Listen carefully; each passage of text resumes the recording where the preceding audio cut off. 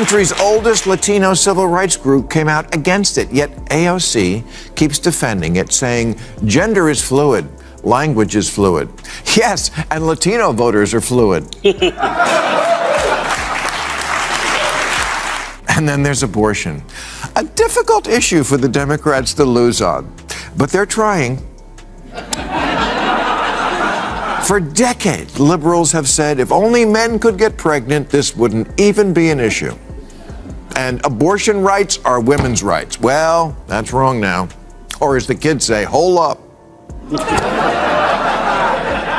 It's been nearly a year since Bill Maher launched his full-scale campaign against what he calls the woke brigade, and he's showing no sign of backing down. His latest target? Alexandria Ocasio-Cortez, the progressive powerhouse touring the nation like a GPS of the far left, spreading her brand of political gospel. But as always, Maher isn't buying it. So buckle up, because he's once again asking the uncomfortable questions that others won't touch. A new poll reporting how much Latinos despise the woke term Latinx. It's about as popular with them as a reboot of Speedy Gonzales.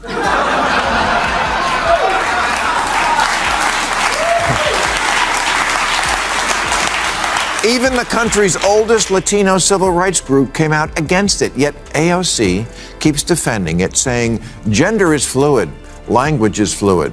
Yes, and Latino voters are... It all began the way it often does with Maher, by cutting straight to the uncomfortable truth.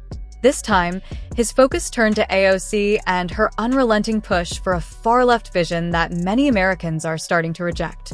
Maher questioned why she continues to promote ideas so many see as extreme or detached from everyday reality. AOC, however, stood firm, certain she holds the moral high ground. Then came the twist. Maher didn't just challenge her. He delivered a precise, unapologetic takedown that was impossible to spin. And from there, things only got more intense. Abortion, a difficult issue for the Democrats to lose on, but they're trying. For decades, liberals have said if only men could get pregnant, this wouldn't even be an issue. And abortion rights are women's rights. Well, that's wrong now. Or as the kids say, hold up. When the wokey end of the progressive spectrum talks about abortion now, they shy away from that word, women, and prefer terms like birthing people or people who menstruate, because somewhere there's a trans man who's pregnant, and I say good for him, and I'll be looking for his story somewhere in a future issue of Ripley's Believe It or Not. That confrontation highlighted a deeper issue: the Democrats' growing struggle to define even basic terms, like what a woman is. A decade ago, such questions weren't controversial. Biology was simple, clear, and agreed upon. But as progressive ideology rebranded social norms, gender became fluid, and disagreement was branded as bigotry. Many Americans pushed back, asking honest questions, and were met instead with lectures and cancellations. In the end, it wasn't hatred that turned voters away. It was exhaustion from being told that reality itself was offensive. More of them now than ever are identifying as Republican. So are Asian Americans, whose support for Democrats is down 16 points since the last election. A lot of that is because, in the name of achieving equity in schools, Democrats in deep blue cities have made it a mission to eliminate the advanced programs at which Asian kids excel. Asian parents said, okay, I wish all kids well, not a racist, but I need someone who acts like my lawyer. And that's what happens when people are pushed too far. They eventually push back. AOC and her allies thought they were untouchable, free to promote any radical policy without consequence. But they misjudged the mood of the country. A quiet rebellion began to brew as once loyal Democrats started shifting toward the Republicans, the very group AOC had spent years demonizing. What once seemed like a Democratic stronghold began to crack. Now, the question isn't whether this was a stumble.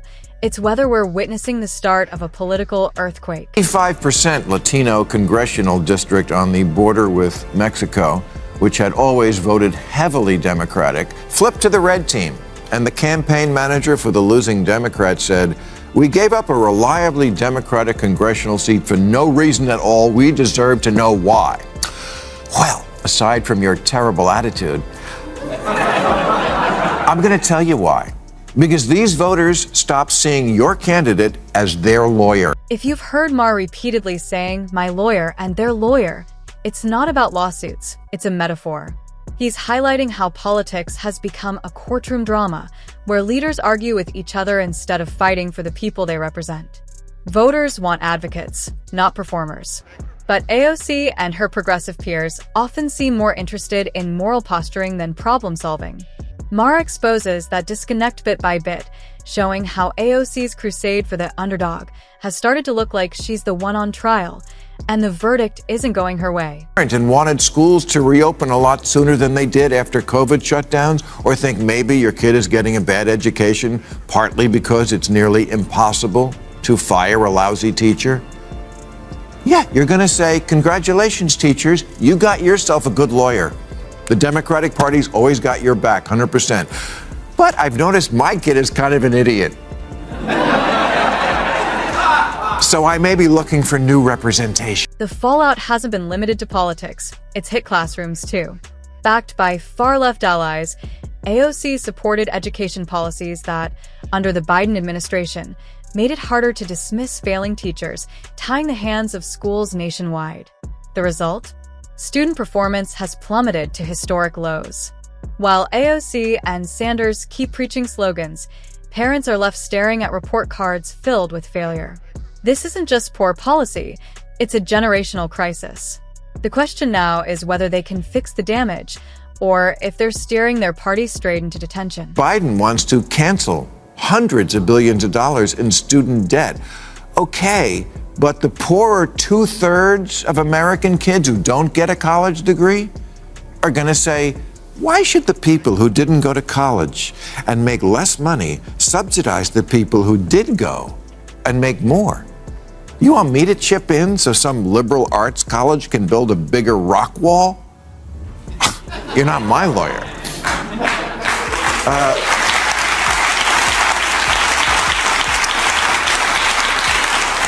A universal basic income probably sounds pretty good to a lot of people struggling without a college degree. And a number of cities have been running pilot programs in guaranteed income. But the West Hollywood program had to be suspended because it was unconstitutional. They set up a program where 25 residents were to get $1,000 for 18 months, but only a few identified as LGBT, the rest of that. Why? Because they need money more than any other people? Because no one in West Hollywood will hire a gay person? At some point, you almost have to laugh, if only to keep from crying, at how badly some Democratic policies have backfired. From the defund the police debacle to the rent cancellation fantasy that ignored basic economics, the missteps just keep piling up. Even the campaign to eliminate standardized testing exploded in their faces. As Maher quips, it's like the party is playing a game called How to Lose the Middle in 10 Easy Steps, and somehow winning at it. Yet, incredibly, they still believe they deserve another shot at running the country. In 2020, Bernie Sanders said he would legalize marijuana on his first day as president, but that the business of selling pot would be awarded first to those who suffered most from the drug war. And you know what? I can't argue with that instinct. The drug war has been a horrendous instrument of prejudice and punishment for racial minorities. So it seems fair that they jumped the line for weed franchises the way Indians did for casinos. But it's also what's holding up Republican support for legalizing weed nationally, which would be good for everybody. And these are the hard, practical choices the Democrats have to weigh. Redress the past, or reach out to the gettable white voter who says, "You know what, I'd like a shot at getting in the pot business." But to do that, our entire audience. But to do that, I'm going to need a good lawyer who fights. Maher's message cuts deeper than criticism. It's a wake-up call. If Democrats want to regain power, they'll have to do more than tweet slogans or preach from moral high horses. They must face their mistakes and reconnect with the people they've ignored for too long. That means getting out of DC boardrooms and actually listening without buzzwords, without judgment, and without condescension. Maher isn't telling them to abandon their values. He's urging them to rebuild trust. Because right now, they're shouting in an echo chamber, and the voters they need most have already walked away. Time's running out. The wavering voter is saying to her lawyer, the Democratic Party, hey, so happy for you that you have so many other clients and that you care so much about their problems and all the pro bono work you do. But you're supposed to be my lawyer. The Democrats need to be like the lawyers you see on billboards. You hurt, we fight. In the end, Maher didn't just roast the Democrats. He held up a mirror. From ignoring their base to twisting simple truths, the party has drifted so far from reality that it barely recognizes the people it claims to represent. Through his signature humor, Maher lays bare the deeper failures in communication, policy, and plain common sense. Redemption won't come from denial. It'll come from listening, learning, and reconnecting with reality. Because if they don't, voters won't just drift away. They'll slam the door on their way out.